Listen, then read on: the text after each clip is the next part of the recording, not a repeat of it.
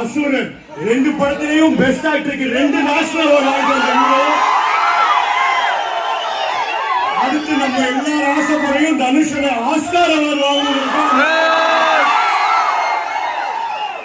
அது என்ன மேஜிக்னு தெரியல. கமலா சினிமாஸுக்கும் ரீ ரிலீஸுக்கும் டி ஃபேன்ஸுக்கும் ஒரு பயங்கர கனெக்ட்.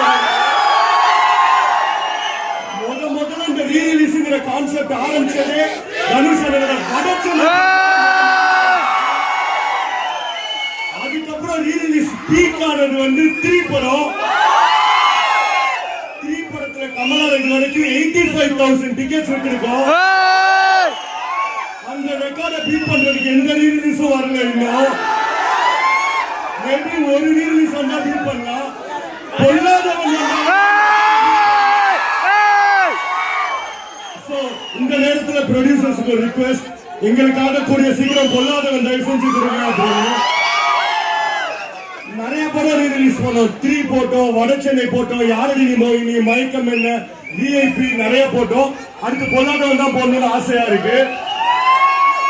அதே மாதிரி எத்தனை பேர் இட்லி கடைக்கு வெயிட்டிங்? இன்னும் ரிக்வெஸ்ட் தான். இப்ப நான் சொன்னா நீங்க கத்த ஆரம்பிப்பீங்க. ஆனா நீங்க உங்க சத்தத்துல நிப்பாட்ட முடியாது. எத்தனை பேர் வடச்சென்னை 2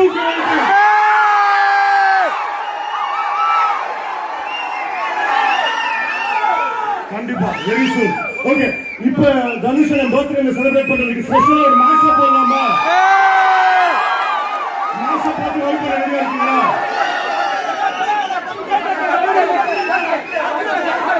தனுஷ் நான் ஆகாஷ் ரவிக்கு பர்த்டே. ஓகே, இப்ப மேட்சை பார்த்து வைப் பண்ணுங்க. அதுக்கப்புறம் ஸ்டேஜுக்கு வர இன்னொரு சர்ப்ரைஸ் இருக்கு.